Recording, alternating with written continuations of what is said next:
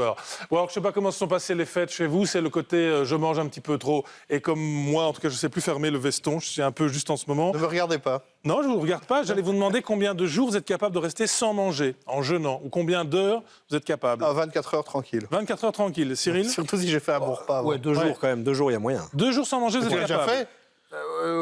Oui. Enfin, Il a fait Viva for Life, donc il a un entraînement. liquide dans Vieux for C'est Life. vrai qu'il y avait un On peu se de nourrit, nourriture. mais liquide. Non, je vous pose cette question parce que vous allez voir maintenant une technique de régime ou de purification. Comment rester, par exemple, 16 heures sans manger, puis on ne mange que dans les 8 heures restantes de la journée. C'est le jeûne et les méthodes de jeûne pour maigrir et être bien avec Françoise Wohlravens.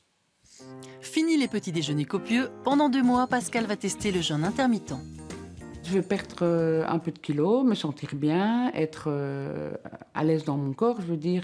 Le principe de base est simple, ne rien manger durant 16 heures. Psychologiquement, on se dit que ça va être difficile, mais peut-être que non. J'espère que de pouvoir faire ça et de ne pas prendre des médicaments pour diminuer le cholestérol, comme beaucoup de gens font.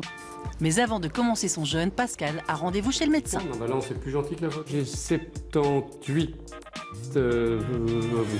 79, on va dire, voilà, exactement. On est à 89 à ce niveau-là. Oh, vous êtes parfaitement symétrique, 57 à gauche. Je suis à 34,8, 34. Avec ses 79 kilos pour 1,56 m, Pascal a un indice de masse corporelle élevé. Au-dessus de 28, on parle d'obésité. Vous êtes à 32,26. Ah ouais, quand même. Ouais, exactement. Pascal doit donc prendre les choses en main, surtout que son taux de cholestérol est élevé. Il lui prescrit un bilan sanguin. Pendant 8 semaines, Pascal va donc se nourrir pendant 8 heures, de 11 h du matin à 19 h, et ce sans se priver, tout en s'hydratant à volonté. Et pendant cette période de jeûne, que se passe-t-il exactement dans son organisme ? On a une diminution des taux d'insuline, diminution du taux de glucose dans le sang, et on pense en fait que ça va activer dans une série d'organes, et notamment au niveau du foie, des mécanismes qu'on appelle de l'autophagie. Durant ce processus, l'organisme va se débarrasser de toute une série de molécules qui sont mal formées, qui sont abîmées et qui perturbent son bon fonctionnement. Et pour savoir comment son corps a réagi à ce changement de rythme alimentaire, Pascal retourne chez le médecin. Moi, j'ai actuellement 77 et 100. Soit 2 kilos de perdu. Pour les cuisses, aucun changement. Et au niveau des bras, Là, j'ai 33,2 à droite et je suis à 33 à gauche. et quels sont les changements au niveau sanguin ? Et une prise de sang avec une légère amélioration dans les 2 cholestérols, donc en faveur du bon cholestérol. Et donc là, vous améliorez, donc vous diminuez votre risque cardiovasculaire. Votre foie, il s'en porte très légèrement mieux. Soyons positifs. Moi, ça m'a fait du bien, j'ai perdu du poids, donc ça va, mais mon corps est beaucoup plus fatigué que si je déjeunais le matin comme je le faisais avant. Ce qui est logique pour ce diététicien nutritionniste. Le plus fréquent, c'est la fatigue. Bon, ça peut aller jusqu'à l'hypoglycémie, voire des chutes de tension.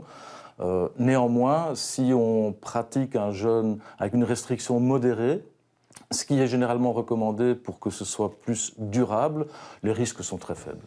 Et au final, l'indice de masse corporelle de Pascal s'est un peu amélioré. Il est passé de 32,26 à 31,48. Magnifique. Je le ferai, mais un jour par semaine, par exemple. Mais je vais reprendre mon petit déj du matin, que j'ai hâte de reprendre le matin, voilà.